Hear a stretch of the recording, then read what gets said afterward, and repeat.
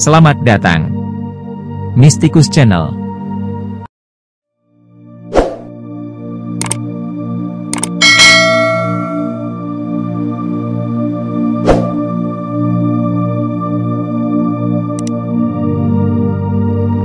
Ada matahari dalam diri kita. Dan, matahari itu begitu terik menyengat sehingga sengatannya meski sekejap sanggup menghanguskan kita hingga menjadi abu. Ada pula matahari-matahari yang berjalan dalam bentuk manusia. Jika kita membuka mata hati kita, kita dapat melihat mereka.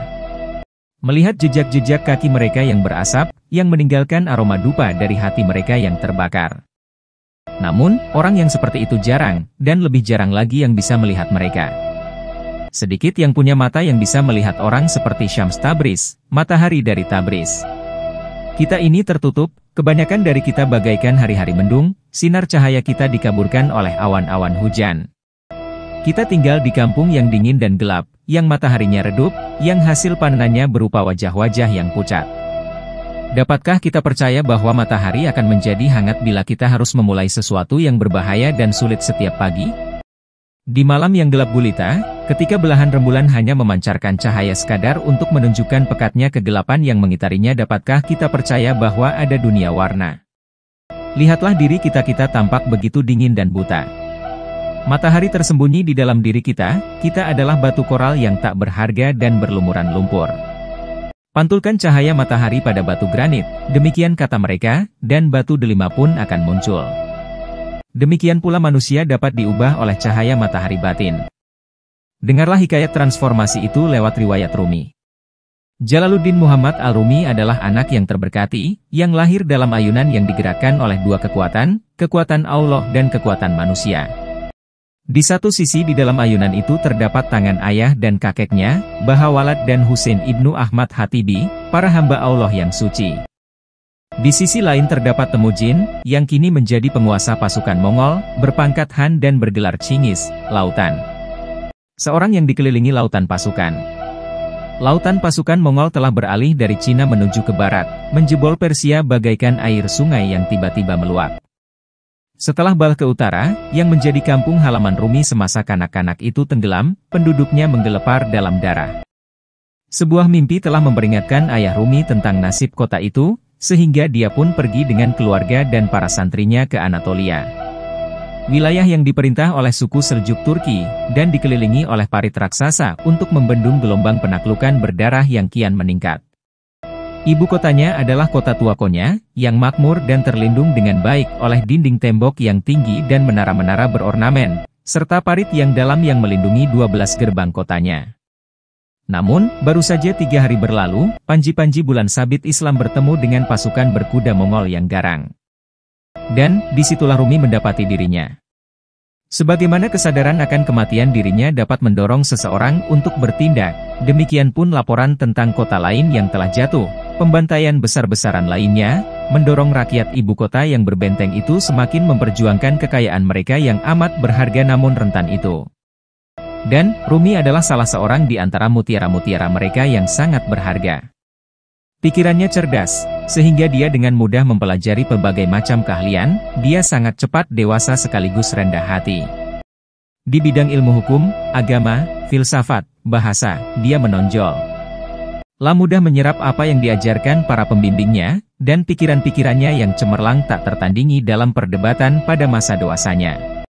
Konya mencintai ayahnya yang terkenal.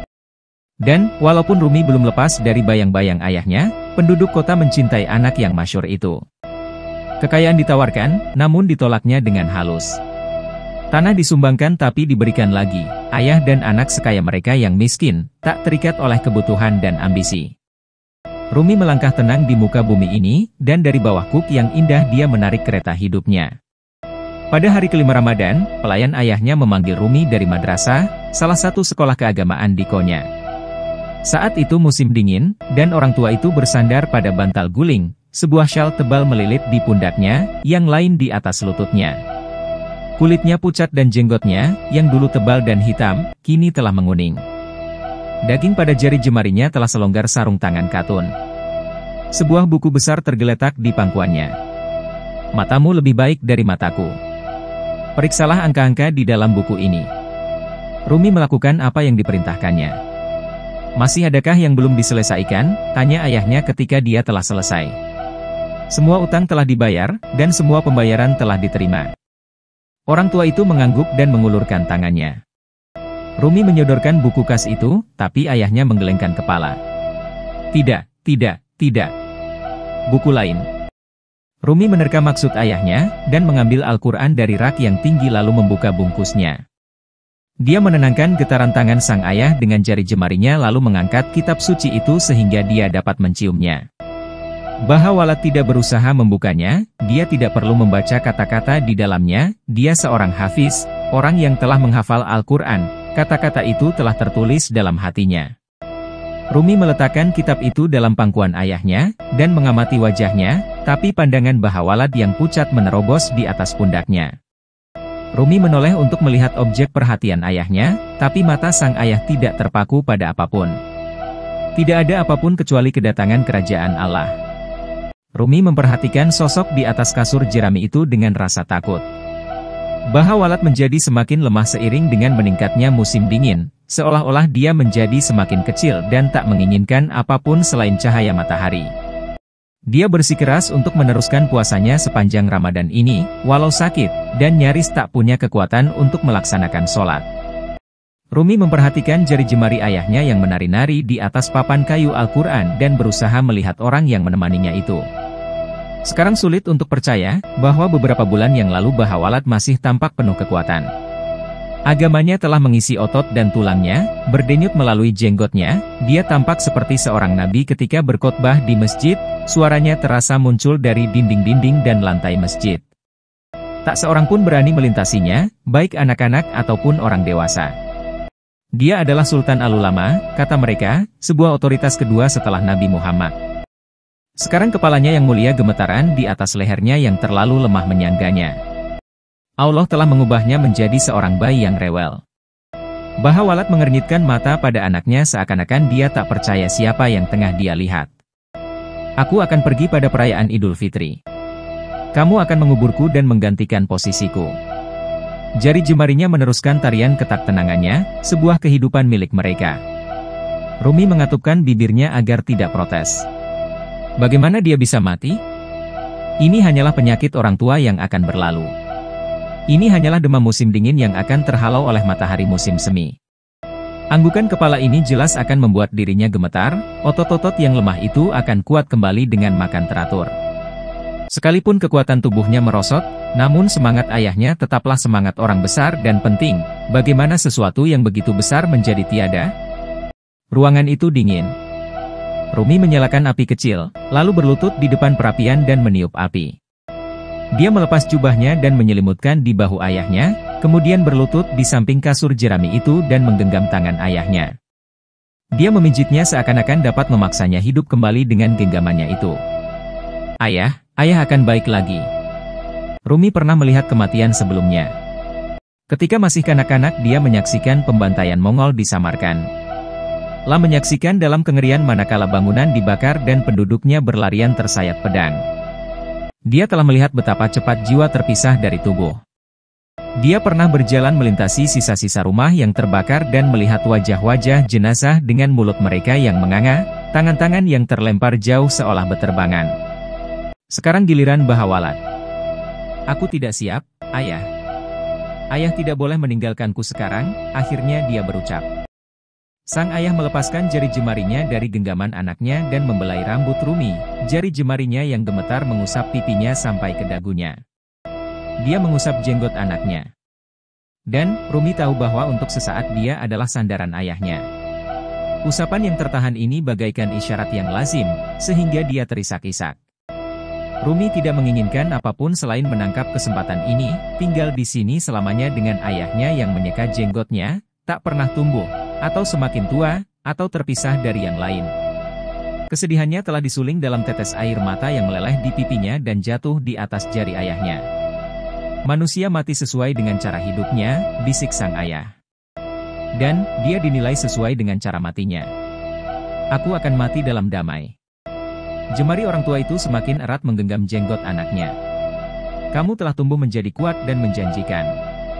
Sesungging senyuman mengeriputkan kulit wajah orang tua itu. Apakah kamu ingat ucapan Attar yang mulia? Kamu masih seorang anak ketika kita tinggal di Nishapur. Dan, apa yang dia katakan ketika dia melihatmu sedang berjalan di belakangku? Apakah kamu ingat? Rumi akhirnya menangkap pertanyaan ayahnya. Aku ingat, ayah.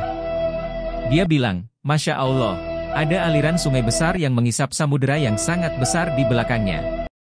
Samudera yang sangat besar, gumam orang tua itu. Samudera yang siap membanjiri dunia. Rumi mendapati dirinya menangis, lalu dia memalingkan wajahnya. Dia malu atas kesedihannya, malu pada apa arti kesedihannya itu. Benar, dia adalah samudera-samudera air mata yang egois. Dia tidak ingin ditinggalkan sendirian menghadapi dunia. Kamu akan menggantikan posisiku, kata orang tua itu lagi. Dunia penuh dengan orang yang haus. Haus akan Allah. Bahawalat tersenyum lemah, gigi-giginya gemeretuk lantaran udara dingin. Satu atau dua orang, mungkin. Tapi kebanyakan orang haus untuk ini, dia memegang tangan anaknya dan menggenggamnya sekuat tenaganya yang masih tersisa. Tapi dia begitu lemah, sehingga terasa lebih lemah daripada jabatan tangan. Persahabatan, cinta, dan kerinduan. Sebuah akhir dari kepedihan. Dia membiarkan kelopak matanya memejam, wajahnya tiba-tiba memudar. Aku akan tidur sekarang. Bukanlah perlindungan atas tanggung jawab semata yang diminta Rumi pada ayahnya, tapi juga perlindungan dalam menghadapi kekuatan yang jauh lebih besar. Sambil berlutut di samping ayahnya pada hari itu, dan sambil memperhatikan warna yang terpancar dari wajahnya, dia menyadari bahwa tanpa seorang teman bicara, dia berhadapan dengan dirinya sendiri, dengan tiada tangan yang menggenggamnya, dia akan berhadapan dengan Allah. Dengan dilepaskannya jari jemarinya dari genggaman Bahawalat, ia pun mengepal dan mengetuk-ngetuk pintu sorga. Malam itu Rumi memaki perbuatannya, dan menangis dalam kesedihan yang mendalam lantaran perlawanannya hanya untuk memaki lagi. Dia melelahkan dirinya sendiri dengan berdoa begitu lama sampai jenggotnya basah oleh air mata, dan terjatuh ke lantai. Dan toh ayahnya tetap wafat. Selama 40 hari setelah kepergian Bahawalat, kota dalam suasana berkabung. Sultan dan para amir pun tidak menunggangi kuda-kuda mereka. Sehelai kabut duka cita telah menyelubungi pesta Idul Fitri, yang menandai akhir bulan puasa Ramadan. Rumi tak bisa dihibur. Kerahatun, istrinya yang muda, menangis pertama-tama karena suaminya, baru kemudian karena dirinya sendiri daripada karena kematian ayah mertuanya. Walau dia telah mencoba mencintainya, Bahawalat selalu membuatnya sungkan dengan wajahnya yang berwibawa dan ketaatannya dalam beragama. Dan sebetulnya, tidak ada perlunya juga menumpahkan air mata atas namanya, dia telah berumur panjang dan hidup saleh, dia adalah orang baik yang sekarang telah berdiri di hadapan Allah. Itu sebabnya Rumilah yang merupakan pusat perhatiannya. Orang yang sangat dia cintai telah pergi, dan di tempatnya ada seraut wajah yang agak pucat. Ini bukanlah suaminya, dia adalah seorang pemuda menawan yang hidupnya selembut keningnya, yang cepat tersenyum, dan tidak mudah marah. Sekarang setiap usaha yang dia lakukan untuk mengalihkan pikirannya telah menubruk tatapan kosong dan sikap lekas marah. Ketika Hatun melihat cara Rumi memandang kedua anaknya, yang jenaka, yang tidak punya kesabaran untuk kesedihan, dan yang melihat jurang kematian ini menganga, dia meremas tangannya sendiri dan mencucurkan air mata duka. Telah pergi kemana kau, suamiku, keluhnya lirih, sambil menarik-narik jubahnya dan mengguncang-guncangkannya. Rumi tidak melakukan apapun untuk mempertahankan diri. Sekarang aku tak punya siapapun di dunia ini, katanya. Aku sendirian. Bukankah aku istrimu? Istriku, ya. Tapi bukan sahabatku. Hatun mendorongnya dan menyambar sepotong kayu bakar dari perapian. Rumi mengira dia akan memukul dirinya dengan kayu itu, tapi ternyata menyulutkan api dengan amarah, menyorong arang sehingga menyebarkan percikan ke dalam ruangan. Rumi memperhatikan percikan-percikan cahaya itu seakan-akan percikan belaka, dan bukan tanda-tanda letupan kemarahan istrinya. Bagaimana ayahmu adalah sahabatmu? Tanya Hatun, suaranya setajam pecahan kaca. Ketika kamu tidak takut kepadanya, kamu kagum kepadanya. Rumi tidak menjawab. Jika saja Hatun bisa mengerti tentu dia tidak akan mengajukan pertanyaan itu. Jawaban apapun yang dia berikan tidak akan berarti apa-apa baginya. Tapi apa yang dia maksud dengan menyebut ayahnya sahabat? Istrinya benar, Bahawalad adalah seorang manusia hebat yang tidak hanya meninggalkan kesan mendalam pada anaknya, tapi juga bagi banyak orang lain. Dia mengenakan keagungannya bak jubahnya, yang tak mungkin ditanggalkannya.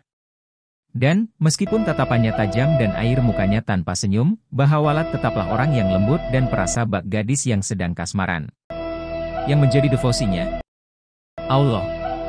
Bahawalad, seperti juga anaknya, lahir dalam keluarga saleh, yang ketaatannya pada Allah meresap sedemikian mendalam melampaui ikatan darah atau ikatan apapun, dia adalah anggota keluarga yang mencintai Allah. Dan setiap anggota keluarga, berapapun usianya, dan apapun status serta sukunya adalah sahabat bagi yang lain. Rumi minta agar mereka menggunakan beberapa ruangan ayahnya di kompleks sekolah itu, 2 ruangan sederhana yang dindingnya terbakar matahari dan palet kayu digunakan sebagai tempat tidur. Hatun, menurut Rumi, akan terpancing oleh hal itu. Di mana letak kebahagiaanmu sebenarnya? Selidiknya. Mengapa, ketika posisimu menanjak, kebahagiaan kita justru menurun? Hatun menyuruh pelayannya mengambil karpet yang putih dan bagus, tapi Rumi melarang mereka membawanya ke rumah baru itu. Masa kanak-kanak telah berakhir, istriku, katanya. Kita harus meninggalkan mainan-mainan kita di belakang. Ayahku telah wafat, aku penerusnya dan kamu istriku. Kita akan hidup sejahtera, insya Allah, kita akan mengabdi Allah dan melayani umat. Dan anak-anak kita akankah kau telantarkan masa kanak-kanak mereka? Akan kau biarkankah mereka menjadi pengemis dan tua begitu saja? Rumi mengangkat tirai jendela dan memberi isyarat pada istrinya. Ada badai salju malam itu, dan salju menutupi sepanjang jalan dan atap-atap rumah. Keduanya terpesona oleh keindahan malam yang mendadak muncul itu. Panggil anak-anak, kata Rumi pada Hatun. Sultan Walad. Alauddin. Kedua anak itu datang berlari menemui orang tuanya. Ini pertama kalinya kedua anak itu melihat salju, dan mereka benar-benar senang karenanya. Dalam pelukan orang tua mereka untuk melawan udara dingin, kedua wajah anak itu tampak kemerah-merahan. Rumi membungkuk dan mengelus kepala mereka, dan mereka tertawa bahagia melihat ayahnya tersenyum. Menjadi orang tua seperti ini adalah tujuan hidupku, katanya pada Hatun. Istrinya memalingkan mukanya dari jendela sehingga anak-anak itu tidak melihat air matanya yang menetes. Pandangan sekilas dan jarang dilakukan oleh matahari Rumi dari balik badai awan gemawan itu menyadarkan Hatun betapa dalam dan lamanya musim dingin itu. Hatun tahu bahwa kematian Bahawalad bagi Rumi sangat berarti dan memedihkan sekali bak biji kacang yang harus lepas dari kecambahnya. Karena selama ayahnya hidup, Rumi tidak pernah lepas dari balik perlindungan jubah ayahnya. Tak seorang pun mencapai kematangan yang sempurna hingga ayahnya wafat, dan tak seorang pun dari anak Bahawalad yang bisa menjalani kehidupannya sendiri hingga dia harus menguburkan orang yang namanya selalu dia sandang. Dengan kepergian Bahawalad, Rumi harus menjadi dirinya sendiri. Tidak akan ada jarak lagi antara dirinya dan penduduk Konya. Dengan ayahnya melewati ambang pintu terakhir, Rumi otomatis menjadi syaikh, dan bertanggung jawab membimbing ribuan orang. Hatun tahu itu merupakan kehendak Allah agar benih jiwa Rumi bisa berkembang agar pohon kehidupannya melampaui pohon kehidupan ayahnya, dan Hatun membenci Allah karena pengetahuan yang diperolehnya itu. Sebab, dia merindukan bola mata hitam pemuda yang telah dinikahinya itu. Dia merindukan suaminya mengelus kepala anak-anaknya dan bercandaria dengan mereka. Dia tidak suka suaminya menjadi besar dan berjarak karenanya. Rumi memanggil Husam sahabatnya ke rumahnya. Apa yang harus saya lakukan? Kedudukan ayah kini kosong. Bagaimana aku harus mengisinya? Kamu tidak bisa menjadi ayahmu, tapi kamu bisa menjadi dirimu sendiri, tegas sahabatnya. Mengapa kamu cemas? Kamu kan anak Konya yang paling dihormati? Tapi aku tak tahu apa-apa. Tak seorang pun di Konya yang lebih tahu daripada dirimu. Aku tetap seorang santri. Husam memalingkan muka darinya, tapi Rumi menarik lengan bajunya. Aku akan ke Damaskus mencari seorang mursyid, syaikh, yang dapat melengkapi pengetahuanku. Tapi tempatmu di sini. Siapa yang tidak punya mursyid, mursyidnya adalah setan. Jika aku tetap tinggal di sini aku salah. Salah? Lalu apa yang akan terjadi atas penduduk Konya? Rumi terguncang oleh gugatan perasaan sahabatnya. Mengapa kamu begitu marah, Husamuddin? Mengapa kamu begitu takut, Jalaluddin? Dia tidak bisa menjawab. Pada hari ke-41, ketika masa perkabungan telah resmi berakhir, Rumi membuka pintunya untuk orang banyak, melihat mata mereka yang sudah tak sabar lagi untuk minta bimbingan, dan dia merasakan ketetapan hatinya semakin kuat. Lebih mudah menerima penunjukan mereka, menggantikan jabatan ayahnya di madrasah, menyampaikan khotbah, memutuskan perselisihan, menulis doa-doa, daripada melakukan sesuatu yang masih harus diperkirakan, dan jalannya pun terbentang luas di hadapannya. Baginya buku pedoman imam itu bukanlah jalan setapak yang mulus, segala yang telah diajarkan ayahnya kepadanya merupakan persiapan untuk memanfaatkan kesempatan yang berharga ini. Dan, walaupun jalan yang membentang itu tak lepas dari pelbagai hambatan, dia telah melangkahkan kakinya untuk pertama kalinya. Dia mengangkat kedua tangannya untuk menenangkan orang banyak. Aku tak tahu apapun untuk mengajar kalian, katanya. Aku cinta penduduk Konya, dan insya Allah, suatu hari aku akan pantas menjadi pengganti ayahku. Sampai bibirku terkunci rapat. Dia menutup pintu dan bersandar pada pintu itu seolah-olah mengira orang banyak hendak memaksanya untuk membukanya. Apa yang kamu lakukan? Hatun mencibir. Apa kamu sudah gila? Bagaimana kita bisa hidup jika kamu tidak menggantikan posisi ayahmu di dunia pendidikan? Dengan pertolongan Allah. Sekalipun dia tiba-tiba menjadi bimbang mengenai alasan yang ia kemukakan, tapi akan satu hal dia yakin, bahwa dia belum siap menjadi pembimbing spiritual bagi orang-orang tersebut. Dia telah berjalan sampai ke dinding-dinding pengetahuan ayahnya untuk sekadar menemukan bahwa ternyata masih ada lebih banyak dan bahkan jauh lebih banyak ruang di luar sana. Bagaimana dia bisa membimbing penduduk jika dia sendiri kehilangan jati dirinya? Kemudian dia menenggelamkan dirinya dalam buku-bukunya, mencari jawaban dalam halaman-halaman bukunya bak seorang petualang yang tersesat yang kemudian mati-matian membaca peta dengan cermat. Dia menolak semua kawan dan hiburan. Dia dirundung kesedihan, kata beberapa orang. Biarkan dia sendirian, sampai luka-lukanya sembuh. Dia tidak sama dengan ayahnya, ujar yang lain, dan dia itu malu-malu. Atau takut-takut. Tapi dia punya kewajiban terhadap kita, timpal yang lain. Apapun perasaannya, dia harus bisa mengesampingkannya. Bahwa tidak hanya menjadi ayahnya saja ya ayah kita semua juga, kita memberinya baju, makanan, dan mendidiknya dalam masa persiapan sampai dengan hari ini. Sekarang dia harus membayar utangnya itu. Hanya seorang yang tahu isi hati Rumi, dan orang itu masih asing bagi Konya. Dia terbungkus dalam jubah wol. Dialah Sayyid Burhan. Nantikan kisah Maulana Jalaluddin Rumi selanjutnya dalam Jika Anda menyukai Mistikus Channel silahkan like, komen, share, subscribe, dan nyalakan tanda lonceng untuk mengikuti update terbaru. Terima kasih.